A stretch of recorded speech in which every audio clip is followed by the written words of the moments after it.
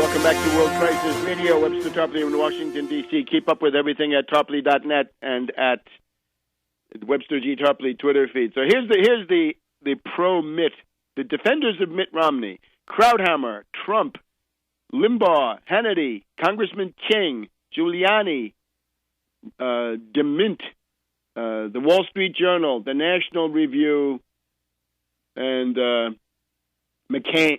Don't forget him, McCain, and Ron Paul. Ron Paul. What does this show us?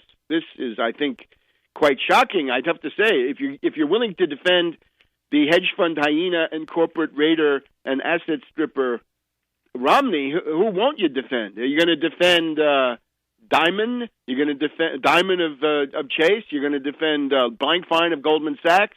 You're going to defend Moynihan of Bank of America, Pandit the Bandit of Citibank? Where does it end? Ron Paul went on television and said that this was an illegitimate attack on the proper functioning of the market, that this is a proper role of the market. Notice how this mystification of the market is used. You're talking about specific individuals doing specific crimes, because that's what this is. The asset stripping carried out by Romney is a crime. However, Ron Paul says, no, this is the market. No, this is an action of a specific individual committing a specific crime with specific victims.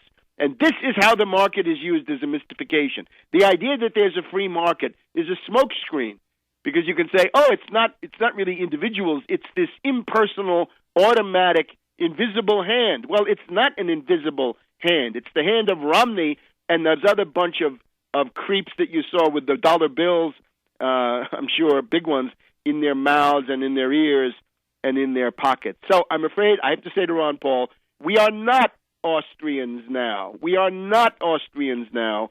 We are supporters of the American system of political economy, the most successful in the world.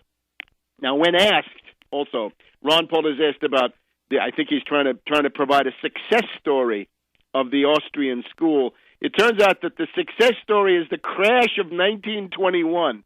That's what you have to hope for. That's the singing tomorrow offered by the Austrian school. Now, this was a deflationary crash of the kind they like, and it led to a spike in unemployment.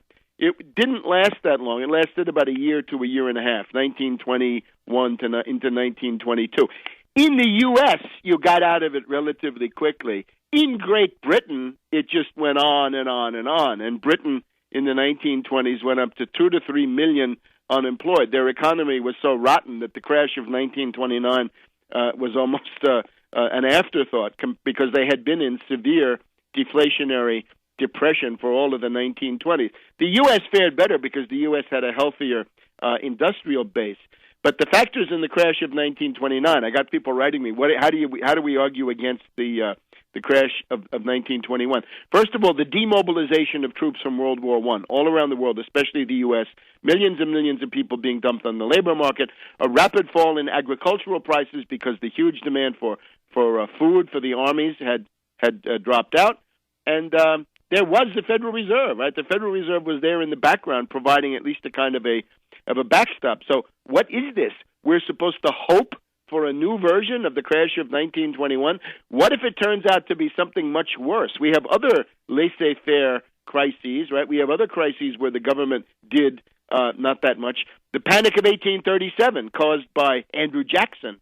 The Panic of 1873, which was an attack by pro-British financiers against Jay Cooke of Philadelphia, a pro-union financier, and the Panic of 1893, when Grover Cleveland, another one that they like, is Grover Cleveland, of course, saying that he couldn't stop people from starving because that would violate the free market. So here we have Romney.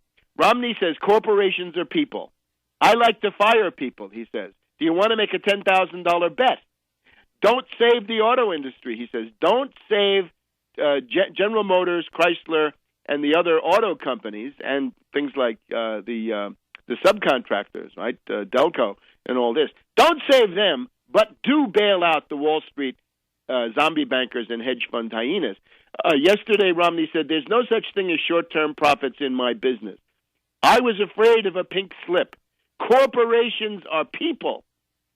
This is a rich elitist parasite, and I am shocked, I guess, to see Ron Paul defending these practices. And I say, if you're willing to defend that, what won't you defend? Now, there are a number of dimensions of this. Maybe we'll get to them, but I think that's just disgraceful. Remember, the principal element in the national mood, the United States is full of revulsion against Wall Street parasites, and Ron Paul staunchly defends them.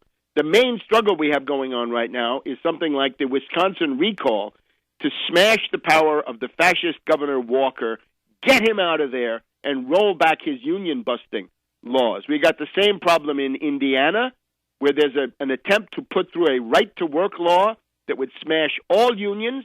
This is the financial parasite and operative Mitch Daniels. In Michigan, we have a little Mussolini figure, the Snyder, who is taking over all the towns and imposing, destroying the local governments. Does that register, libertarians, on your radar screen? That Snyder is destroying town and city governments? Does that matter at all to you? And he's doing it, of course, to sell off their property to his rich friends. We got Scott in Florida. You know who we have. And we've got Jerry Brown, who refuses to tax Wall Street with the Wall Street sales tax, but is perfectly willing to cut social services. So in that situation, Ron Paul and indeed Rand Paul are supporting the national right-to-work law to bust all the unions, violating states' rights, interestingly enough. So we are not Austrians now. Rather, it's quite different. We've had that Wall Street Journal NBC poll from March of last year. Between 2/3 and 3/4 of the American population regard it as absolutely off the table, absolutely unallowable to take cuts out of Social Security, Medicare, and Medicaid, especially Social Security and Medicare, the things that everybody knows they're going to need or may need. These are the third rail, and unfortunately, those that have embraced the third rail will pay the consequences. Now we have one from the Pew Charitable Trust, right? The Pew, we know what they were in the 1930s with Howard Pew and his gang, the Sentinels. But now they say, class now trumps all the wedge issues and wedge factors in the U.S. population. Economic class is more important than immigration status, race, or age. 66% of Americans say there is a strong or very strong conflict between the rich and the poor. And there it is again, the 2/3 to 3/4, the 65% to 75%. America is New Deal America. Franklin D. Roosevelt, more powerful, dead all these years than these Republican destroyers of the New Deal social safety net. Now, a couple of more things about Romney. He's into private equity. What is it? It's asset stripping. It is, in the original form, it is the junk bond-assisted hostile takeover, the leveraged buyout. That's what it means. You're taking a company private. It has publicly issued shares. At the end of this ripoff process, they're all privately held in the hands of something like Bain Capital. The problem is that when you had Kohlberg, Kravis, Roberts, right, friends of the Bushes, you had KKR, Kohlberg, Kravis, Roberts, you had their friend Michael Milken and his junk bond empire at Drexel, Burnham, Lambert. You had the Predators Ball. You had the Barbarians at the gates. You can find a lot of this written up in my biography of George Bush the Elder, 1992, unauthorized biography of George Bush the Elder, and how Bush fit into all that.